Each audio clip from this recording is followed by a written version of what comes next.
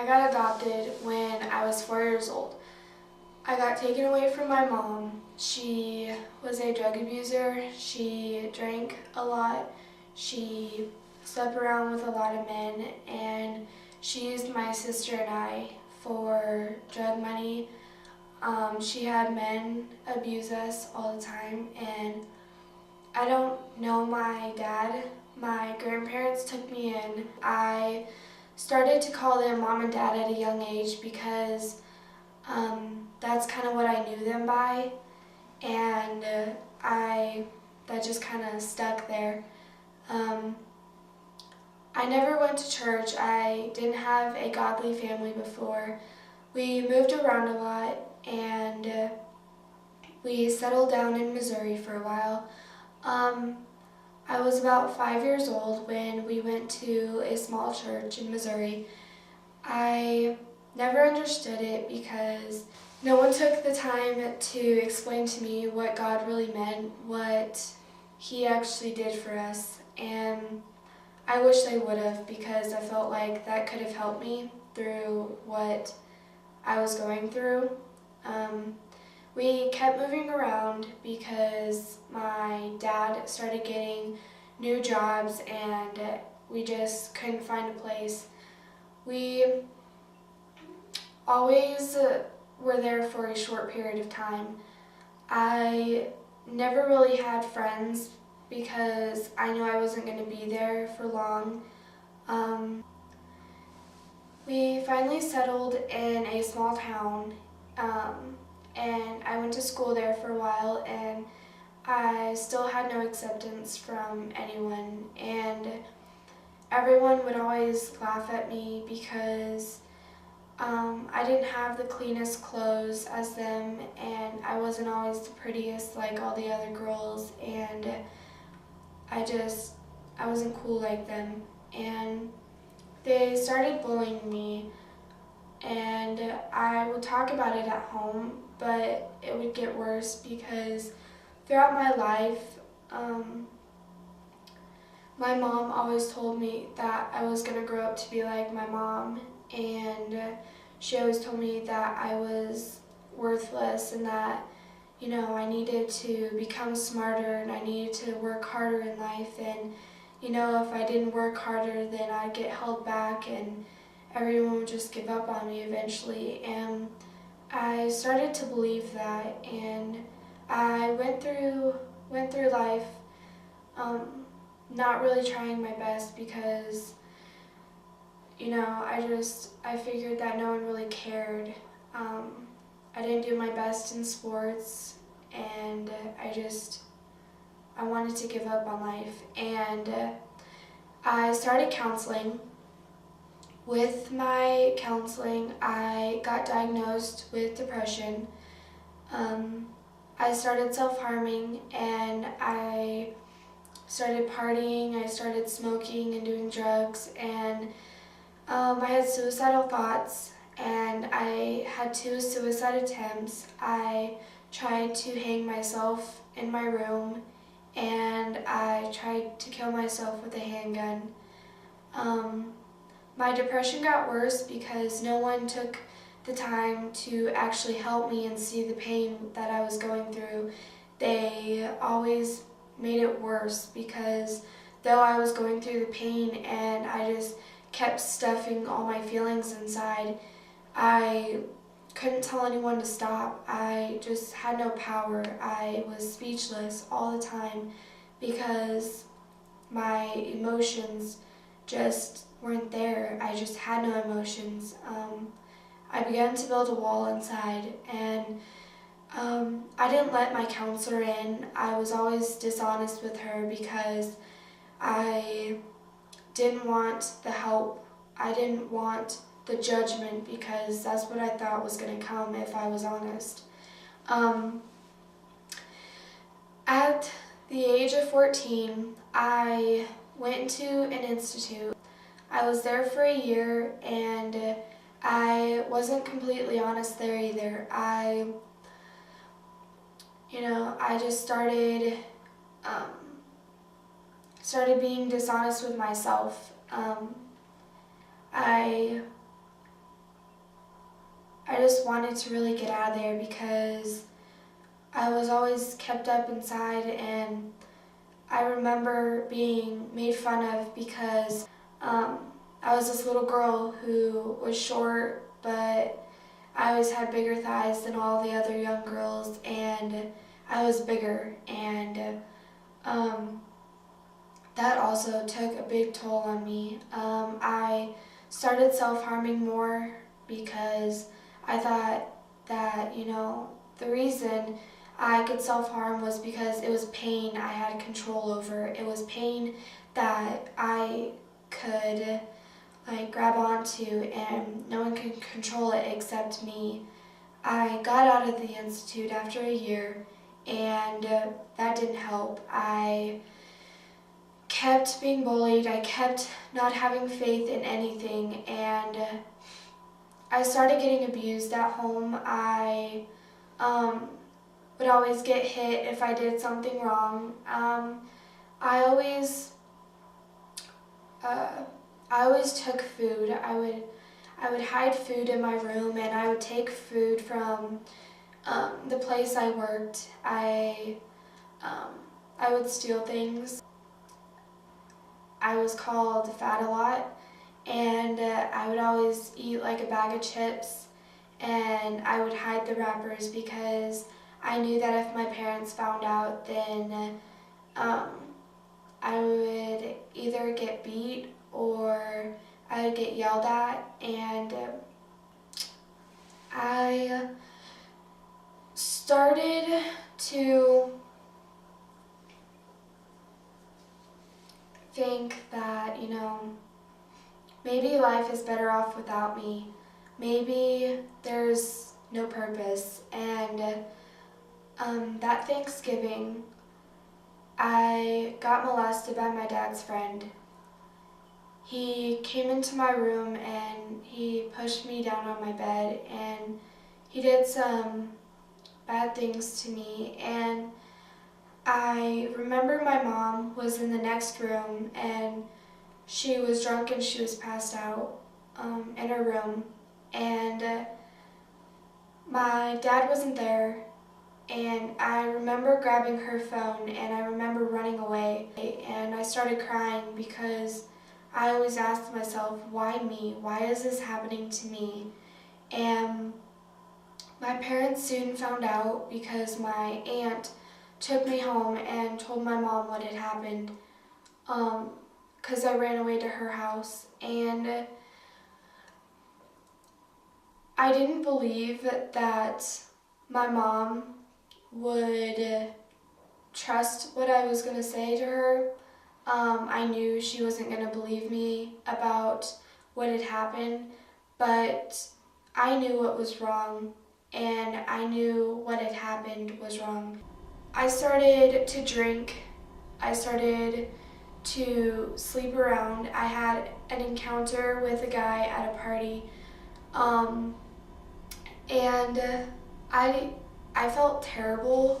I didn't feel like what I was doing was right. I knew it wasn't right. I felt that I needed love from someone else other than my parents, because I wasn't getting love from my parents like parents should love their children. I still got bullied at school. It got really bad at home, where my mom would start to tell me that all of this was my fault and I couldn't fix anything, that I was worthless. And I always got called really mean names at home and at school. That's when my dad started to abuse me. He would come in my room and he would start kissing me, and he would start doing bad things to me, and he would always tell me that it would be our secret, and that life would be okay because he was there. He was my friend. And it got worse. It kept progressing, and I told my mom, and she never did anything about it. She would always tell my dad that he needed to stop and he needed to stay away from me, but it never stopped. We were thinking about moving out or having him move out for a while until things got better. He started counseling and he never got counseling. He never went. He always lied about it. He got tested at the doctor's and he always had to have an excuse for what he was doing. And he never took the blame for anything. And he was always so aggressive whenever I would tell him that he needed to stop. He would always tell me that I didn't tell him no. He would always tell me that I wouldn't tell my mom no. And I learned soon enough just to give up and just give in and let him do whatever, because I couldn't do anything. I couldn't stop him. And I told one day, I told my school counselor, I told one of my friends, and that day was one of the worst days because I went home and I told my parents that I told the school counselor, and for a really long time they told me that, this was my fault. You're gonna tear the family apart, if you tell, there's gonna be consequences. And I really believed them. I tried so hard not to tell, but the counselor asked me if everything at home was okay, and it just kind of flowed out of me that, my life isn't okay, that there needs to be a change. And I was really upset because my parents left me that night at home. They went to the bar and they didn't come home, and I self-harmed that night. I cut myself really bad, and I didn't tell my parents because I already knew that they were mad enough at me. But they came home that night, and my mom came in my room and told me that everything would be okay. And the next day I went to school and I couldn't hold myself together. I was crying, and I knew that I was going to get taken away. I just had a gut feeling. And DFS investigators showed up at school and took me out of class and asked me what had happened, and I told them everything. And I went home that night because they had to take a while to get it through the system and get an idea of what they were going to do. I packed a bag and I took it to school with me the next day. And this DFS worker, she came to school and she told me that I wasn't going to be going home that night. And I was really upset because that was my home, and I had all my belongings there, and it was really hard for me. But inside I had this little spout of joy that started to come in because I didn't have to live that anymore. I didn't have to hide anymore, and I felt like there would actually be a future, because if I wouldn't have told, then I knew it was going to get worse. I was in a group home for a day, and I went and I stayed with one of my friends. She kept me at her parents' house for about maybe a week. And I remember the DFS workers asked me if there was any family members or if there was any friends that I wanted to stay with. And I remember telling them that there was this family I really wanted to go stay with. I didn't really have a reason. I knew that that's where I wanted to go. And the work went through, and I started going to church, and I was staying with them. My foster dad, he was a preacher, and I started going to their youth group, and I started going to church every Sunday, and I became, I knew each time I became closer to God, I was starting to pay attention more, every time, and it was a while. I kept working on getting closer to God because I didn't really have faith. I was always doubting myself. I was always doubting that, God's not going to want me because of all the stuff that I've done. But my foster parents kept reassuring me that, God will love you for who you are, no matter how bad no matter how bad the stuff you've done.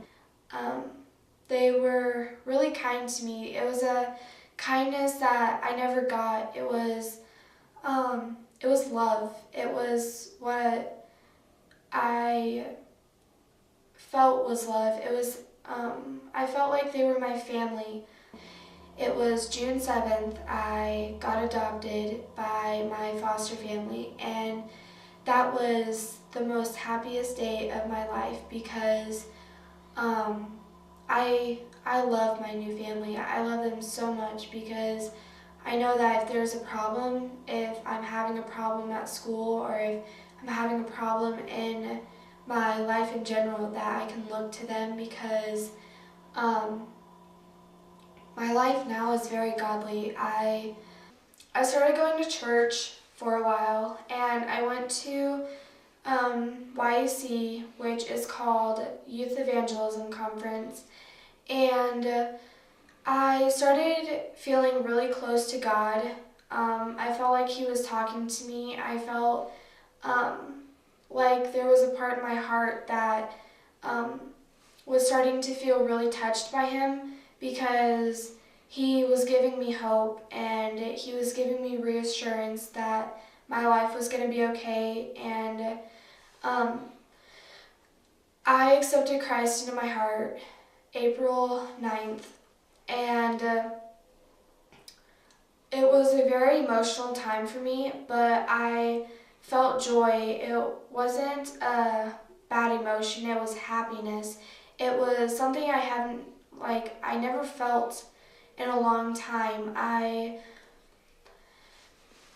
felt that I have a future. I felt that no matter what mistakes I make, that God will always be there for me, and I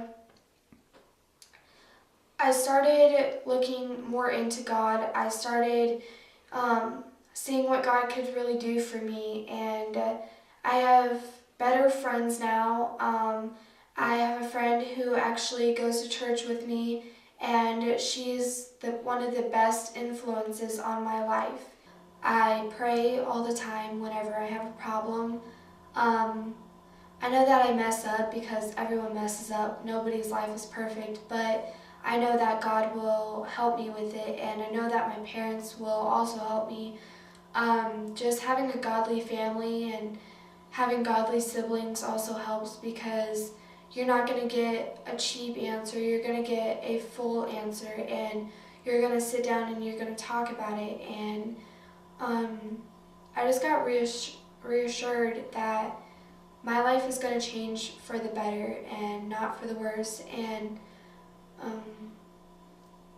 I'm going to be happy now, and I'm going to grow up, and I'm going to go to college, and I'm going to have a future, and I'm wanting to go into the ministry because God has helped me so much, and I hope to help people with that and help them know that no matter what their past is, no matter how bad they've done, no matter what, that there's hope, and they just gotta look into God because He's great. If you're being abused or being told you can't tell or you don't want to tell, you need to tell right now because you're better off. The minute that my dad touched me inappropriately and I was told that I was going to tear my family apart if I told.